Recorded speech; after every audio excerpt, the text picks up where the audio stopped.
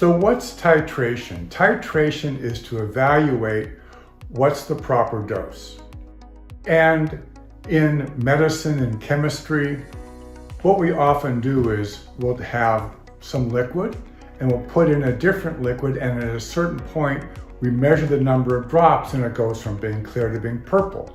That's titration. You find just the right dose. What do you do when you're cooking?